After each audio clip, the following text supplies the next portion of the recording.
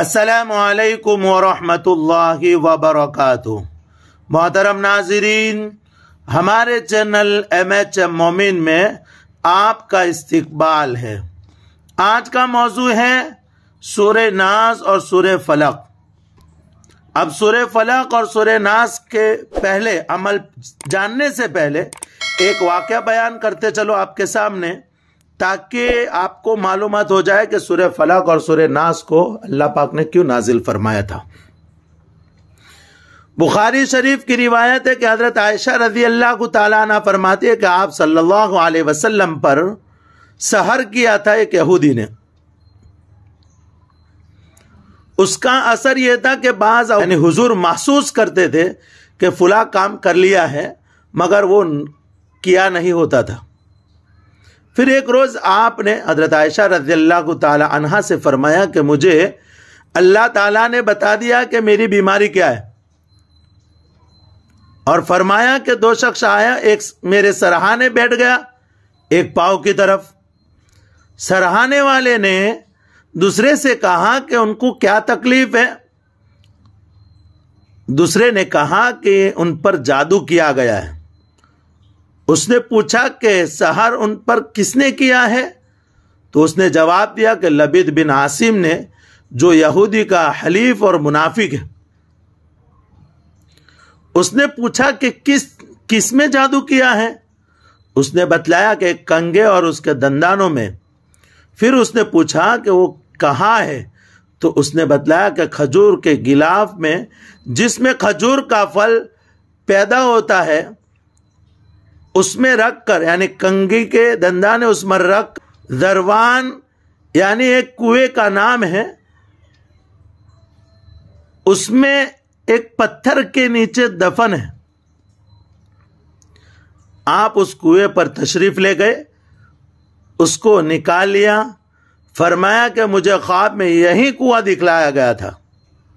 حضرت عائشہ رضی اللہ تعالی عنہا نے فرمایا کہ آپ نے اس کا علاج کیوں نہ کر دیا کہ فلاں شخص نے یہ حرکت کی ہے؟ حضور صلی اللہ علیہ وسلم نے فرمایا مجھے اللہ نے شفا دے دی، اور مجھے پسند نہیں کہ میں کسی شخص کے لیے کسی تکلیف کا سبب بنوں۔ تو میرے دوستو، یہاں پر ایک بات کہنا چاہوں گا تین لوگوں سے۔ ایک تو یہ کہ جو جادو کرواتے ہیں، دوسرے یہ کہ جو جادوگر جس پر جادو کیا گیا ہے، تیسرا یہ کہ جو عامل ہے۔ سب سے پہلے جادو کرنے والے سے کہوں گا کہ برائے مہربانی ایسے عمل کو نہ کرے۔ یہ تو ایسا ہوا کہ جادو میں کفری الفاظ پڑے جاتے، گندے جادو میں، تو ایسا جادو کبھی نہ کرے، اور ان کو پیسے بھی نہ دے۔ بعض اوقات یہ ہوتا ہے کہ جادو جو کرواتا ہے وہ سامنے والے عاملین کو، چاہے وہ غیر مسلم عامل ہو یا مسلمان ہو، چاہے تو ان کو وہ پیسے دے کر کرواتے۔ تو ہمیں چاہیے کہ ایسا نہ کرے، جادو کرنے والا شخص ایسا نہ کرے۔ اور جس پر جادو ہوا ان سے بھی ایک گزارش کروں گا کہ ان پر دوبارہ نہ لوٹائے، لوٹانے کی نیت نہ کرے۔ کیوں کہ حضور صلی اللہ علیہ وسلم نے کتنا بڑا فرمان ہمارے سامنے رکھ دیا کہ میں نہیں چاہتا ہوں کہ اس شخص کو میری وجہ سے اس کو تکلیف پہنچے، تکلیف کا سبب میں بنوں۔ حضور نے کہا میں ایسا نہیں چاہتا ہوں۔ تو ہم ان کی امتی ہیں، حضور کے نقش قدم پر ہمیں چلنا چاہیے۔ تو اللہ کے رسول صلی اللہ علیہ وسلم نے ہمیں بہترین سبق سکھایا ہے ہر موڑ پر، تو ہمیں بھی جادو کرنے والے کو معاف کر دینا چاہیے۔ اور میں تو کہتا ہوں اگر معاف کرے اور پھر اگر وہ عمل کرے گا جادو کو توڑنے کا، تو اللہ پاک جلدی سے اس کو شفا دے دے گا، مجھے امید ہے اللہ سے۔ اور عاملین حضرات سے کہوں گا کہ اگر آپ کے پاس ایسے لوگ آتے ہیں جو جادو کروانے کے لیے، تو برائے مہربانی اللہ کو سامنے رکھ کر ایسے کام کے لیے منع کر دے۔ اور کہتے کہ اگر جس پر سحر کیا گیا، ایسے لوگ اگر آپ کو بلاتے ہیں، اگر یہ کہتے ہیں کہ آپ ان پر لوٹا دو، تو آپ سے گزارش ہے کہ ایسا نہ کریں، جادو کا توڑ کر دے اور ان کے لیے ہدایت کی دعا کرے جس نے کیا ہے. ان کو اگر پتہ چل جائے کہ اس نے جادو توڑا اور تمہارے پاس آ جائے کہ آپ نے کیوں عمل کیا، تو ان سے اللہ کا خوف دلائے اور ان کو کہے کہ میں نے جادو لوٹایا نہیں ہے. اللہ سے ڈرے ایسے معاملے میں، ایسے ہدایت کی باتیں کہہ کر ان کو روانہ کر دے. آگے چلتے ہیں. اب ایک روایت میں ہے کہ کچھ صحابہ رضی اللہ تعالی عنہم کو پتہ چل گیا کہ لبید بن عاصم نے حضور صلی اللہ علیہ وسلم پر سحر کیا ہے. انہوں نے رسول اللہ صلی اللہ علیہ وسلم سے عرض کیا کہ ہم اس خبیث کو قتل کیوں نہ کر دیں، تو آپ صلی اللہ علیہ وسلم نے وہی جواب دیا حضرت عائشہ صدیقہ رضی اللہ عنہا کو دیا تھا. تو یہ واقعہ تھا، مختصر واقعہ بیان کیا. حالانکہ واقعہ بہت لمبا ہے، لیکن میں نے آپ کے سامنے واقعات رکھا اس لیے کہ بہت سارے لوگ ایسے بھی ہیں کہ جادو کی حقیقت کو نہیں مانتے ہیں اور کہتے ہیں کہ ہمارے نزدیک ایسا کچھ ہے نہیں، لیکن قرآن میں یہ باتیں ہیں.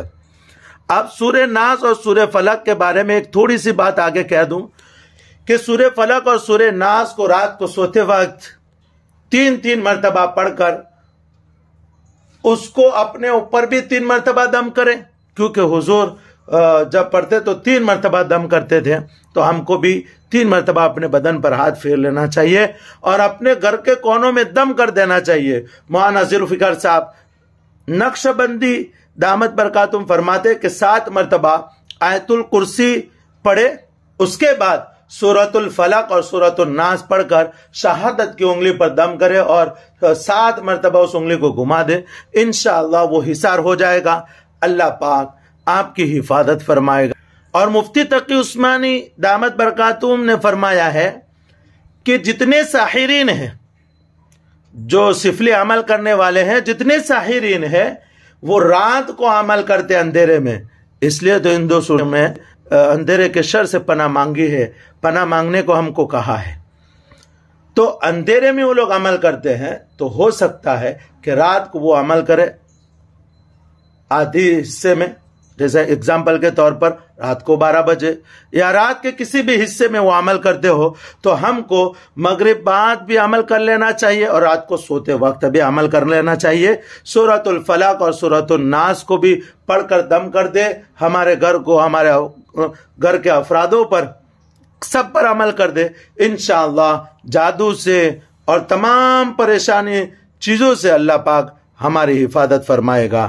اور اس عمل کو لوگوں میں خوب پھیلائیں تاکہ لوگوں میں بہت فائدہ ہو. لوگ بہت پریشان ہیں، لوگ اس کے بہت شکار ہیں. ہمیں چاہیے کہ لوگوں میں یہ عمل خوب پھیلائے.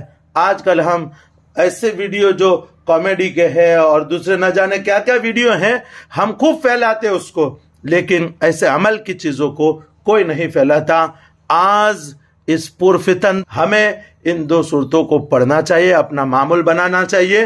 صبح فجر کی نماز کے بعد بھی، مغرب کی نماز کے بعد بھی، اور رات کو سوتے وقت بھی اس کا معمول بنانا چاہیے. یہ کچھ باتیں تھے آپ کے سامنے میں نے رکھ دی. انشاءاللہ اب اگلے ویڈیو میں کچھ انشاءاللہ آگے کچھ باتیں آئے گی. السلام علیکم ورحمۃ اللہ وبرکاتہ.